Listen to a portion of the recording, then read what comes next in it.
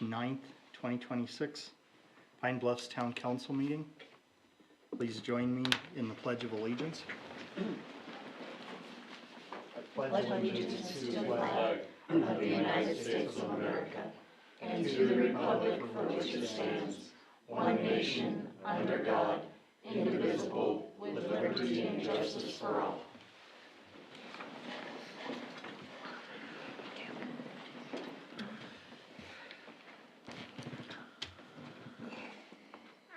First item on the agenda is the approval of the agenda. I move to approve the agenda as presented.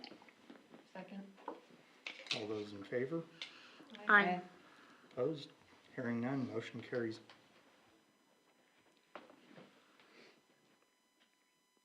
Second item on is the consent agenda.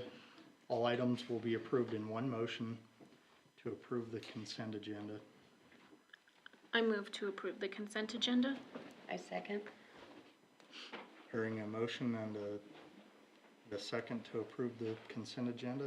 All those in favor? Aye. Opposed? Hearing none, motion carries.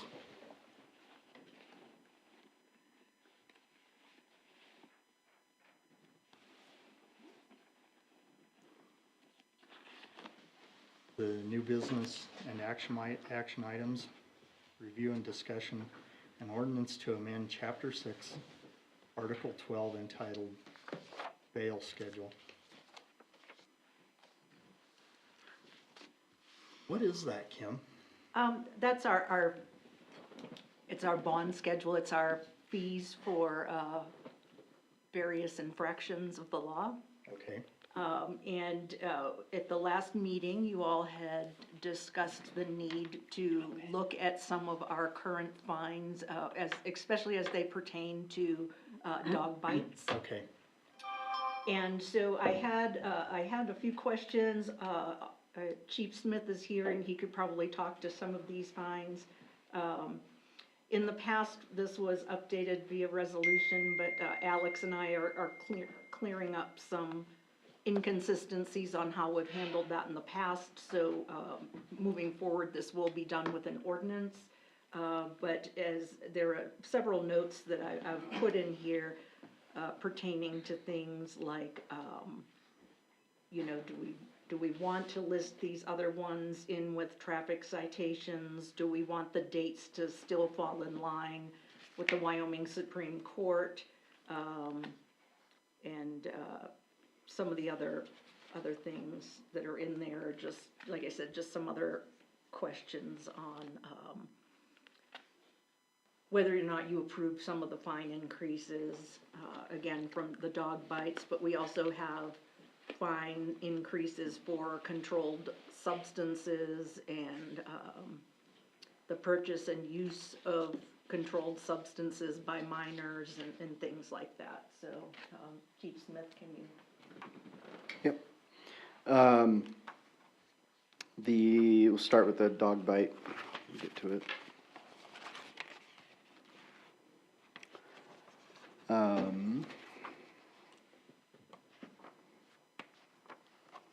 I think it went from 85 to, I think, a brief discussion was that up in the 150 range, so that's where I put it. Again, we can lower that. For dog at large. Oh, that was for dog at Yeah, large. dog bites went from 150 to 450. There you go. Yeah. I think if your dog bites someone in an aggressive manner, I think it should be a pretty hefty fine. And I think that would be appropriate. I think, again, I went on the high end. We can always come down a bit, but I think when you come to court and talk to a judge, if you're willing to mitigate and work with the judge is willing to lower that anyway. So just in past, you know, I'd rather go on the high end and be able to work with the judge than it'd be a little bit lower and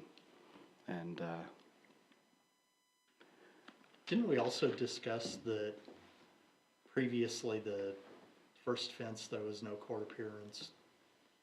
And we wanted to add there would be a court appearance even on the first offense. Was that part of the? That is covered under our animal ordinance. Okay, so that's a different That's a different ordinance, Different correct. ordinance, okay. Yes, this particular ordinance just specifies the dollar amounts of various fines. Okay, So we crossed out penetration of skin and added dangerous or vicious dog. Is there a reason that we like took out the penetration and? Because the ordinance actually reads that even if it, and I think, Mayor, you had mentioned it, even if the dog goes at someone in an aggressive manner and makes the We attempt to can- bite, okay. it still falls within that ordinance. And the way it was written was penetration of skin.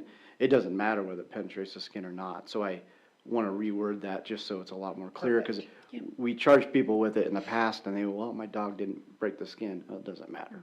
So just to clear up some of the wording of that, that was and then the nuisance part on the dog at large as Right. well. That's lumped in. If your dog's barking and won't be quiet, you're also part of the nuisance, part of that animal ordinance as well. okay. The other thing I'd like to clear up real quick on that animal ordinance is that, you had brought up, Councilman Curry, you had brought up that the ordinance had stated something about female dogs and all Yes. that. If you got that from our website, we actually didn't have the most up-to-date version Oh, of the perfect. ordinance on the website, so, we have, since then, that has been. That was Perfect. also confusing me as well. Yeah. So, Did you guys read that? you're not the only one. It was weird. Perfect, thank Take you. them out if you're, yes. The chapter 4 ordinance, is that what you're, The dog in heat running at Yeah. large Yeah. can be shot, yeah. I hope we wouldn't do that. But. No.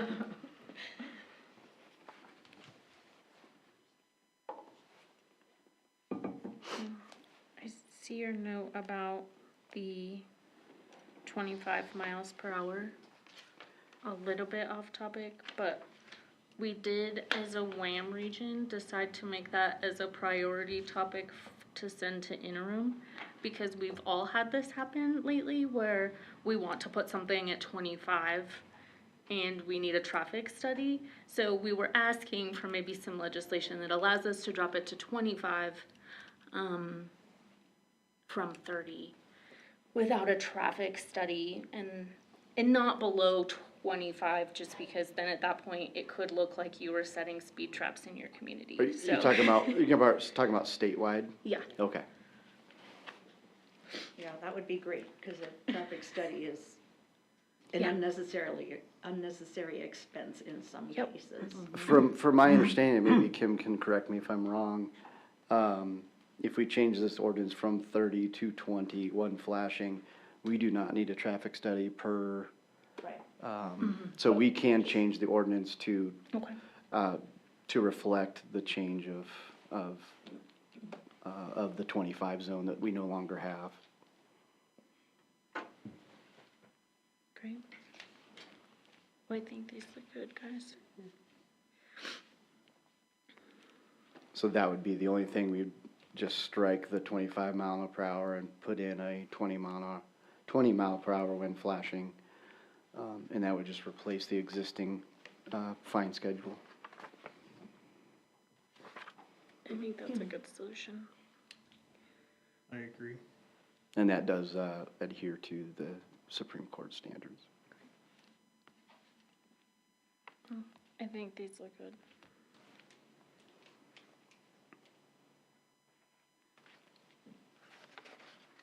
Mayor and Town Council, so, we will be doing this in the form of a resolution, in the form of an ordinance update.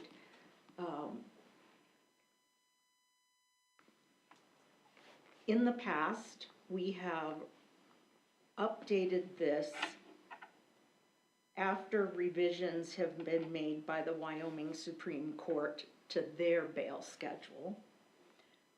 And they do that effective July 1st of every year. So if we were to finalize this ordinance prior to that, and then there's a change by the Wyoming Supreme Court for July 1st of 2026, then we would be looking at reworking another ordinance right away in a few months. So my suggestion is that we kind of maybe start the process of getting this ball rolling but not finalize an ordinance until right after the first of the fiscal year. Okay, I'm good with that. Yeah.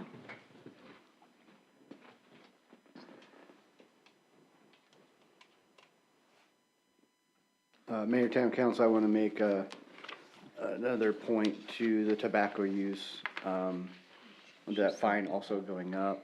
It's like Bluffs. Creating it a mandatory court date, which we usually did anyway, and then, there's a program through the school, if it involves the school, that they can sign up for. It's not mandatory, but it's something that we have partnered with Laramie County School District on. And then that ticket would go away, essentially, if they did that program. And then the fine would either go down to 25 or the judge dismiss it outright. So there's two different ways you could go there. But and then the sale to a minor, it's $320. I'd like that to go to the max of $450 as well. I think if you're going to sell to a minor, it needs to be the highest we can go. I agree. Yep, I think that's agreeable. What So- about, go ahead. Go ahead. The top of it, we've got open container with the note about alcohol sell to a minor. Could we just add alcohol or tobacco down here and take them both to the maximum? Yes. Yeah, I didn't even, yeah. Page 8.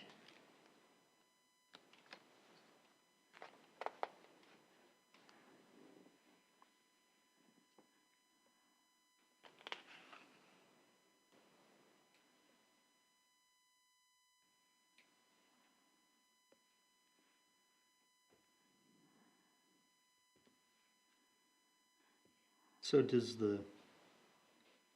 let's say you have a repeat offender on the tobacco offense.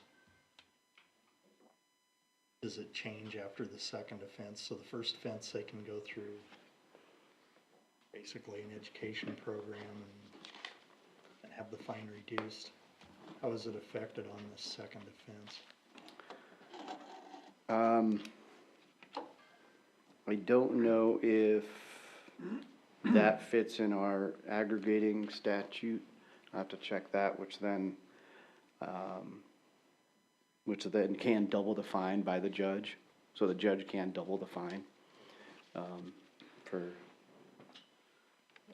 I'll double check you on that one. Find out if that's- specifically how it is addressed. I would like There's, to know. yeah, there's only a certain amount of statutes that fit into that pool, and I'm not sure if that's in there or not, but I'll double check on that.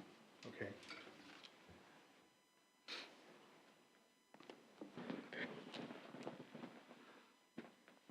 And that can be done with a lot of traffic violations as well. We usually don't unless it's an extremely ongoing issue.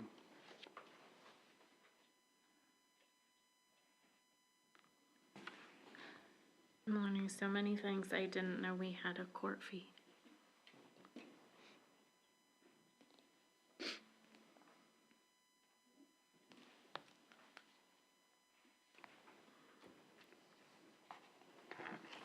All the other bail schedules I felt were fairly accurate. I don't know if there's anything that you guys looked at and thought it needed to go up or down, but I think they look good, Austin. Thank you. I didn't see anything that stood out either, so I was basically okay with where they were standing. How about you, Jen? Good to me. Agreed.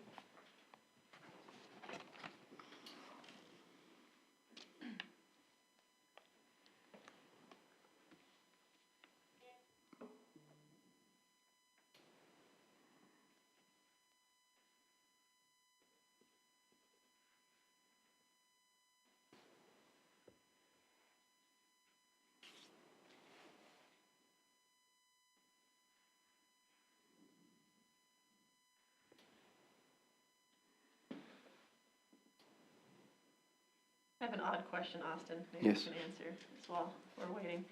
Why does it say, it has specifically drawn out defrauding an innkeeper. Where's that at? What, Let's see, page, There's some weird ones on that list. 8, I think. I don't have page numbers. What statute number is it?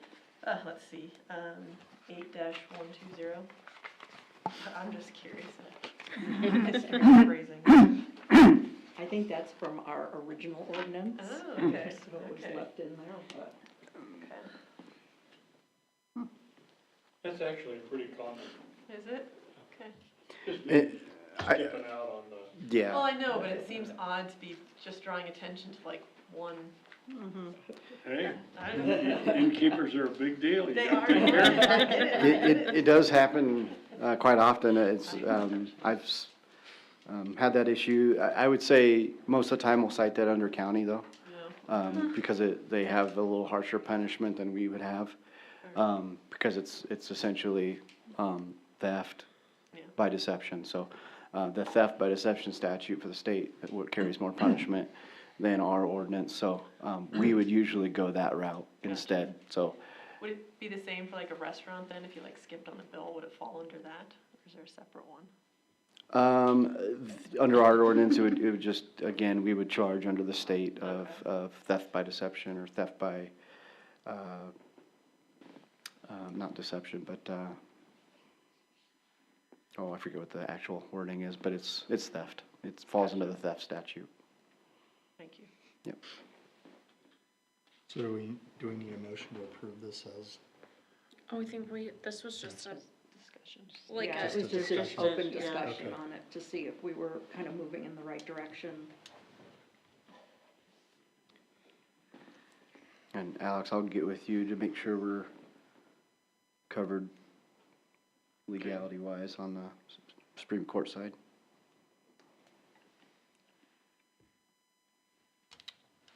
thank you, Austin. thank you.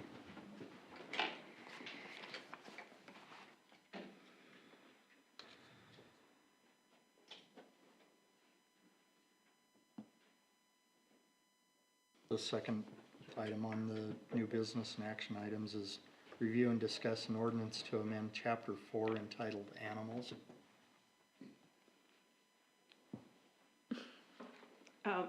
Mayor and council, I have just included the most up-to-date version of this ordinance. It was really just put in here for discussion. If you had an opportunity to look at it before today's meeting, we could discuss it further. Otherwise, it was just me reintroducing this ordinance so that we could move forward with some of the changes that have been discussed in the past. Okay, I did read the whole thing, and I did notice that there wasn't any teeth in the ordinance, and so I really think we do need to update it and put some real-life penalties into the, particularly in regarding the vicious animals that are attacking people in the town. Yes. And Leanne has also read through it, and, we've found a few inconsistencies in there that need to be addressed administratively for the update. But I think one of the things that we're a little bit confused on is, the bail schedule, it falls under chapter 6, which really has to do with traffic. And so, part of my question to Alex was, do we name these in this ordinance, or should we be extracting those fines out and having a fine section in the animal ordinance as well as in chapter 8, which is another area where we have specific fines listed, so not sure what the outcome of that is, but I think we probably need to not have them in the traffic section Unless they're horses. unless they're horses. Yeah, I think the town administrator has a good point there, that there are this is not the only example of that, but they've been embedded in the bond schedule, primarily as an aid to the PD, so they just have one thing in front of them. So, but there are sections that have penalties associated with them, and they're quasi-civil penalties. I mean, they're obviously a criminal violation, or we wouldn't cite them, but they're not in quite the same mode as some of the things that you see there. So, I mean, you can move them, put them in. That's why you don't see anything here in the animal section, is because they're not there. They're over in the Traffic. in with the bond schedule. In the bond schedule, where's the appropriate place to have them? Well, and like I said, I mean, I don't know that there's an inappropriate place for them to be, but I think we had everything kind of condensed into one place, because otherwise, you know, these guys gotta hand write in what stuff is and look up the code section and. Which doesn't affect us now, since we do have e-ticket reporting, that doesn't really affect us. All I have to do is contact E-Force to, you know, have them put the appropriate change of bond, in our database, so that when we write a ticket, it populates it for us automatically. So we wouldn't, that won't even be an issue anymore, but I think administratively, we just need to figure out, do we wanna stick it over here in section 4 instead of it being clear over in section 8 with traffic? So for clarity, for the average citizen of Pine Bluffs, would it be clearer if it was actually in? If it was in section 4 and it had its own schedule at And had its the own end, schedule, that would probably, I know, Because then you'd actually see what it is, and. Yeah. And if you're looking at the animal ordinance, you'd see that there is a fine associated of so much based on, I know if I were looking through it and trying to find it, I wouldn't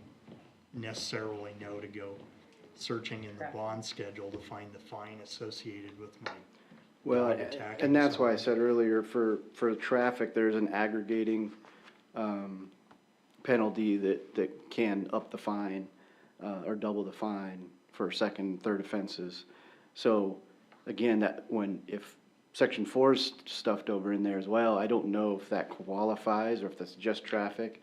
So again, that's more discussion that we need to have. If it's not, then I would say to mitigate, you know, or have some of that, effectiveness, you could essentially create that in the section 4 as well, What would you for recommend, the Alex? animal stuff, so, because that already exists. I've seen it done both ways, but that's a good point about the computer-generated tickets. I hadn't thought of that, but of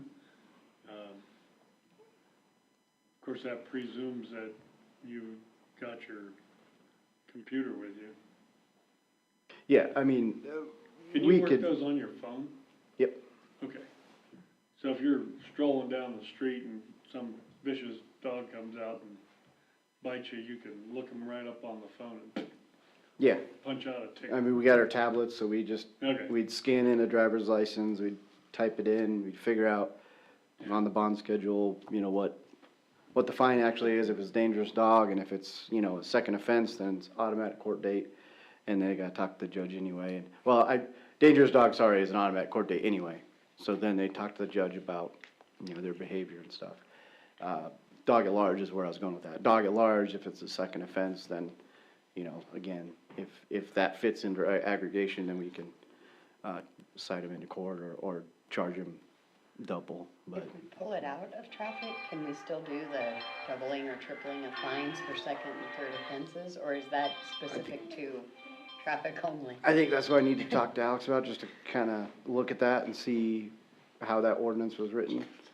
Cause I don't know, how it's written right now, it's all in it refers it to the bond schedule, so I would say yes, but I don't know if that only recovers traffic.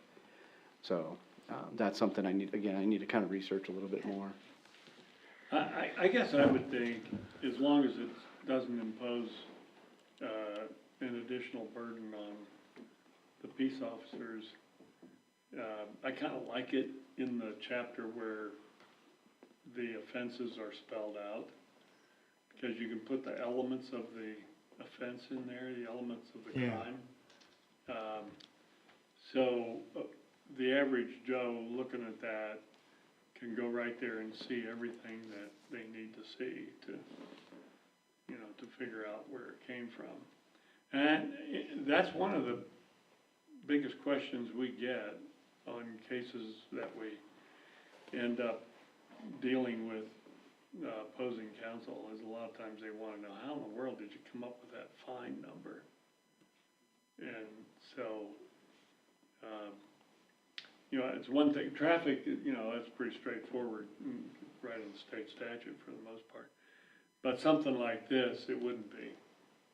So I think, you know, it might be more workable for the defendants to have it co-located with the actual offenses. I would be in favor of that too, Kim. Okay. I We can think make that it happen. brings some clarity to it. Yes.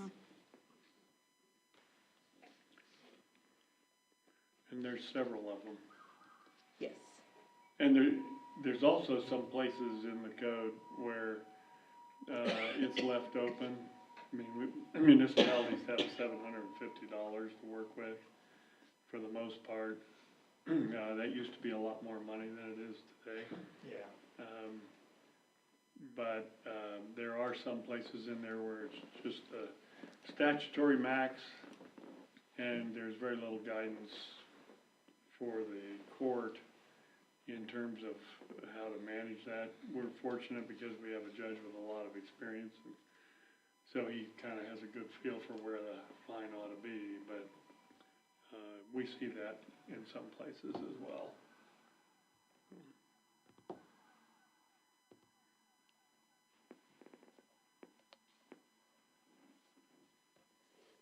Okay.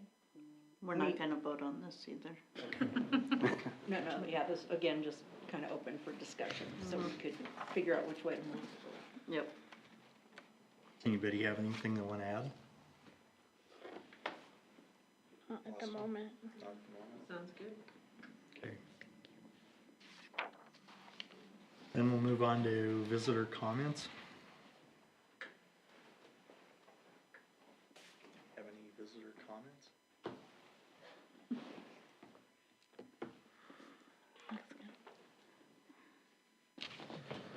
Hearing none, we'll go on to department reports.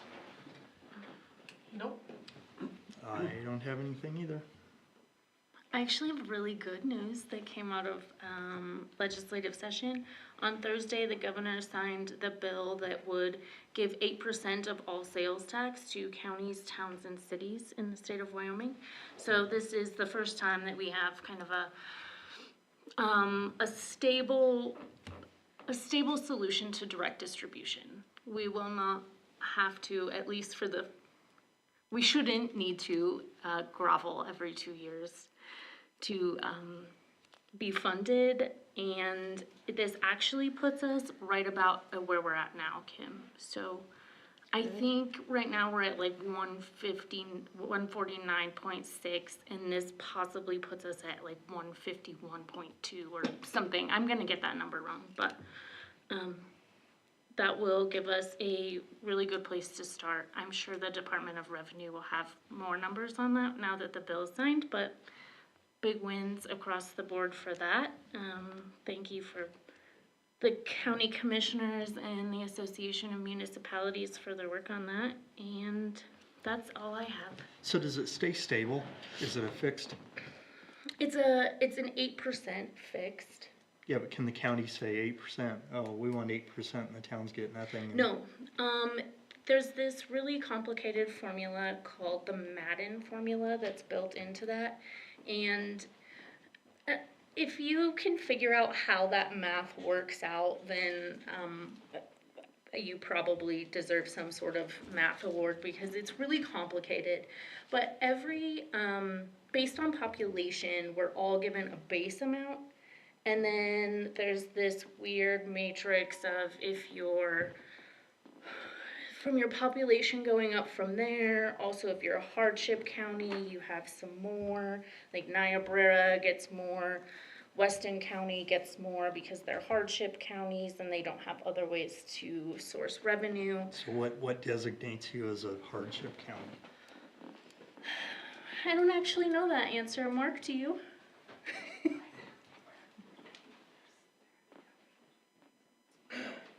Okay.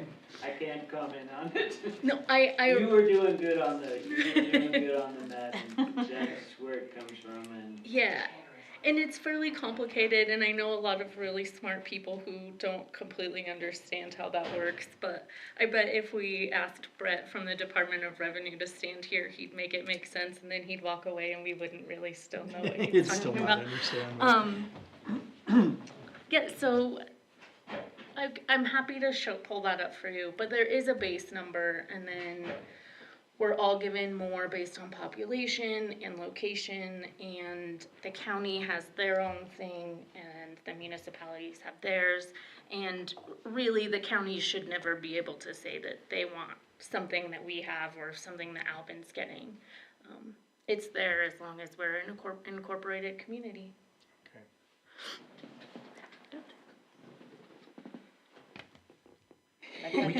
We can get extra money if we I think determine ourselves to be a hardship.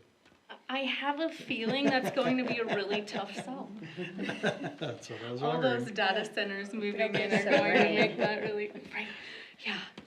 The rain maybe we Yeah. could pull it off with a drought year, but. Drought year, yeah, that would work. We're well on our way, so. Yeah, we are. 64 in March. I have nothing new. You have nothing new? Nothing new. How about you, Alex? I have nothing new. How about you, Kim? I have a couple of things. We start our department, budget meetings this week. And so again, after that, we're going to look at, starting budget, workshops with, the governing body. And so I'll just basically send you a link out to my calendar so that you can pick a day and time that works for you. We had put, some vehicles out for bid. One of them we bid locally, and it was for our old 2008 ambulance. It actually sparked a lot of interest in the contractor world and using it for a contract vehicle, whether it be construction or plumbing or whatever. So I thought, well, great use for this. It's a 2008 F-350 chassis, diesel, and very low mileage. It had less than 55,000 miles on it. We received 2 bids, but I think the recommendation is going to be to not accept either one of them, and as the governing body, you have the right to do so. One bid came in at $51.51, the other one came in at $7,000.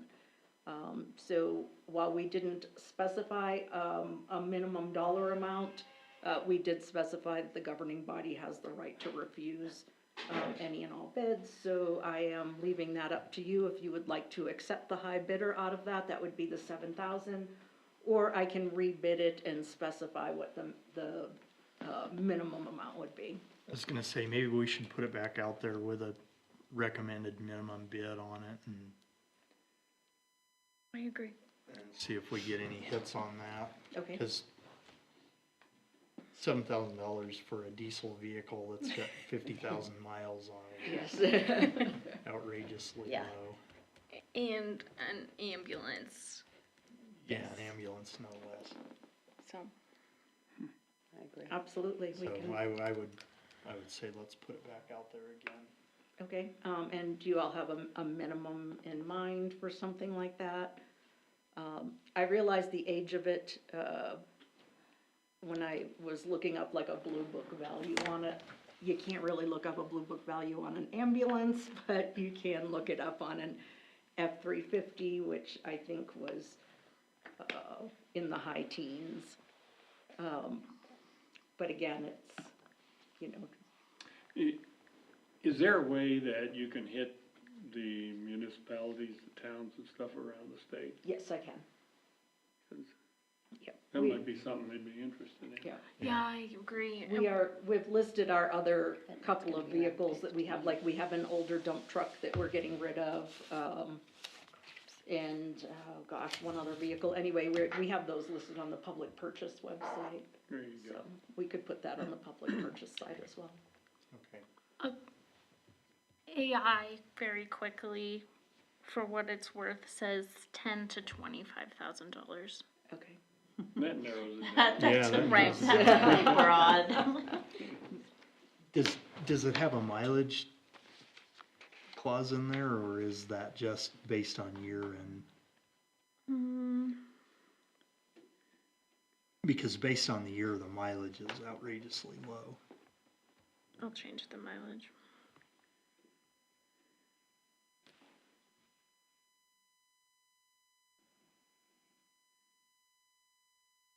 Oh, that increased that to like the minimum is at 15. I think maybe that's something that we ought to Put a do is, minimum of 15. yeah, put a minimum of 15 on it. And Okay, will do. that seems more reasonable to me. Yeah, I agree. That's all I have. That's all you've got? We have a workshop. And for the next meeting, Mayor, I will not be in town. I'm happy to join virtually, but I will not be in town, so I wasn't sure if you wanted to hold a workshop on the 23rd, or just push it off to the first meeting in April. I will also be probably out of the country, Oh, well, then we probably should push it off, yeah. Okay. so I think it would be best if we could reschedule. The workshop, okay. Yeah. So it looks like we'll have just a regular meeting on Monday, March 23rd, then no workshop? Correct. Okay, Will a workshop work for everybody on Monday, April 13th at 4:30? That should work for me. okay. Yeah, I don't have any reason that won't work. I'm good with that also. Okay.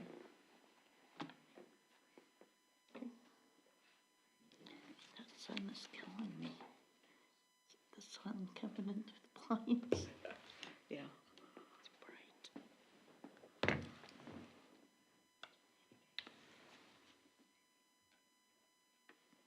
And the next regular council meeting then is Monday, March 23rd at 6 p.m. You'll be gone and I'll be gone. So, We'll make it a quick one. gonna have to make it a, Nothing highbrow.